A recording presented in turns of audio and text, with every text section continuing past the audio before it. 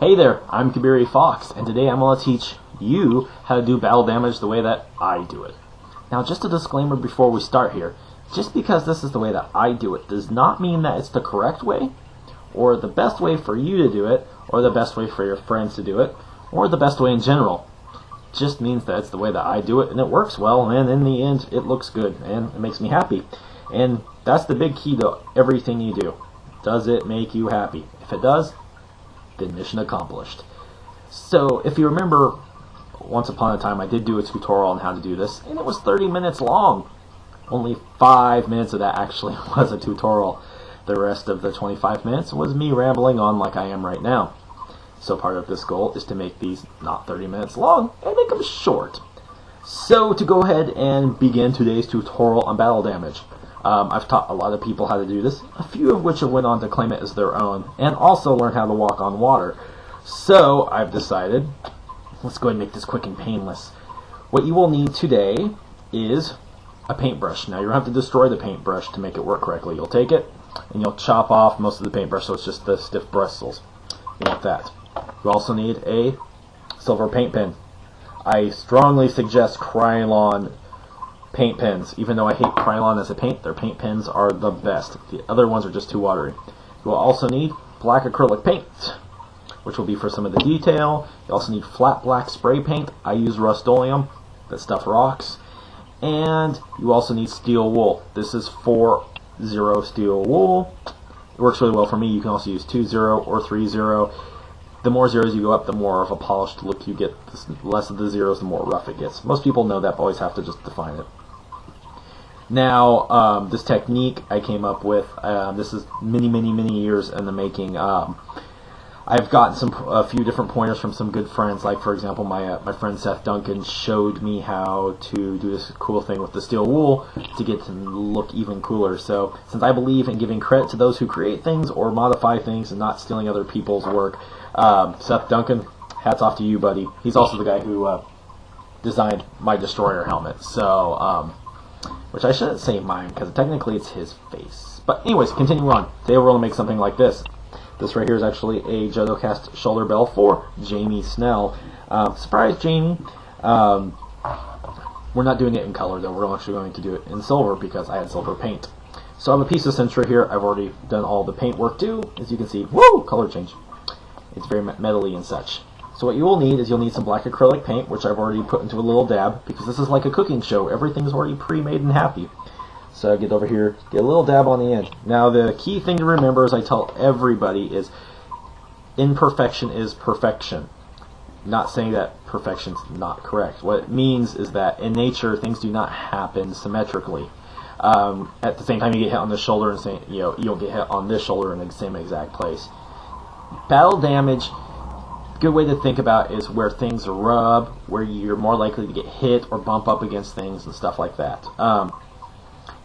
The good thing is to go out, go somewhere where there's a lot of construction equipment and look at where it's worn down. Those are the areas that are getting hit by stuff, things like that. So, also just a pointer, when you're doing battle damage, don't do a bunch of spots all over, because then you just look like a pumpkin and it doesn't look right. So anyways, here we go. So we have our piece of plastic like such. We're going to say this is the plate.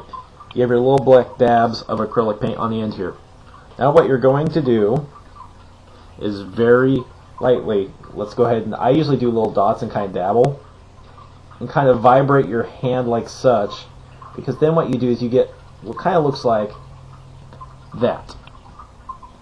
Now that might not look like much. Now that was kind of a thin line. You can do thicker lines like this. And remember, again, it should not look like a swirly line or something that human nature made. I vibrate my hand as I do it, kind of like, you can't really see that well on the camera. What that does is it makes it kind of random and such. So let me put it up close there. Now what you want to do is, you'll do that in different areas all over. And while that dries so I can actually flip it over, I'll show you some good examples of what I mean by battle damage does not happen symmetrically. Let's go ahead and get out the old Fox armor here. Turn on some bells and whistles. Ta-da! There we go. If you look at my chest armor, you can see the battle damage is all over the place, but it's evenly spread out, and there's all different shapes and sizes. Stomachs tend to be areas where things rub up against. On the plate right there, you can see, like, it looks like someone got hooked under that one. Up in the corners have damage across things like that. See, I also have the shoulders with the yellow. That's what I mean by battle damage is not symmetrical, and also don't overdo it. Little bits here and there actually look better than 50 million little splatters everywhere. So now that I can flip this over, let me go ahead and explain the next step.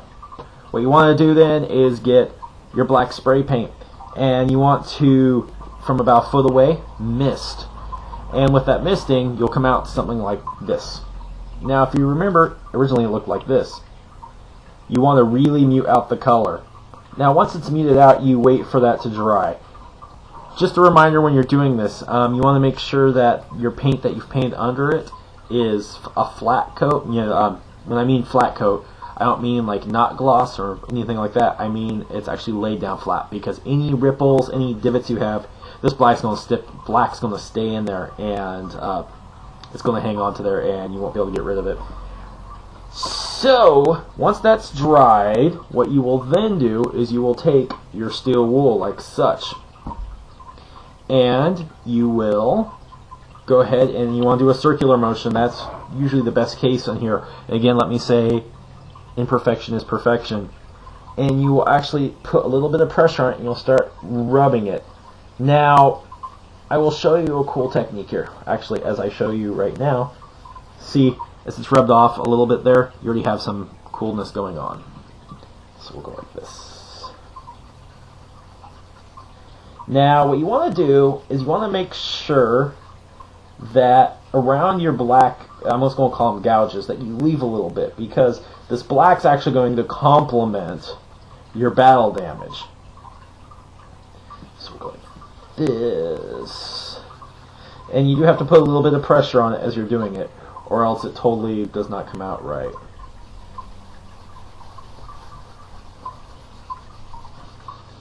And it's okay to go over where you've already put your acrylic paint, because that just blends it in a little bit more. But as you can see, right now it's coming out to about so. And once I get the other acrylic paint from the back on my hand, go ahead and have this like so. It's a very good habit not to over black it, because if you do too much black, you'll be sitting here doing this for an hour. I've done that before, and it's not fun. There's a lot of other fun things with my life I could do besides sitting here, weathering this. So let me just get a few little spots here a little close so I can then show you the next step.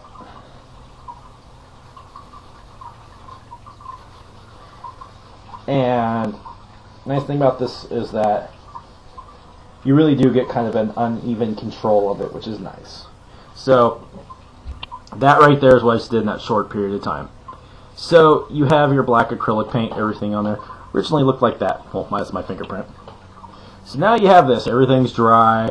You went over the edges, all the other good stuff. And remember, we are trying to get to this point. So what's missing?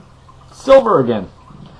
Now, I do everything topically, which topically means by hand or by painting on or whatever.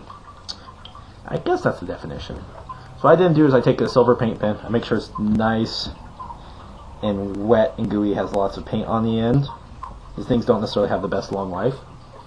So then what I do, immediately over here so you can see, is remember how I was doing the dabbing effect with the black acrylic paint? I basically do the same thing with the silver, and I just kind of use the corner and I start dabbing this in like so. Now again, like I said before, I know I say again a lot because I just like to reiterate things. Imperfection is perfection, and make sure that your paint pen has paint on it, or else this whole process will give you a headache and you will be very angry and very discouraged. I'm kind of going like this. So if you look now, lo and behold, whoa! There's metal showing through there. You've seen how quick and painless this whole process has been. You've seen me do this right here in front of your very eyes. There's no magic, no tricks, anything like that. I was a sideshow freak once, not a magician. I suck at magic. Ask my ex-wife. So, anyways, we'll just do a couple more little dabs here. I'm just doing this kind of slowly to show you a couple little more things here.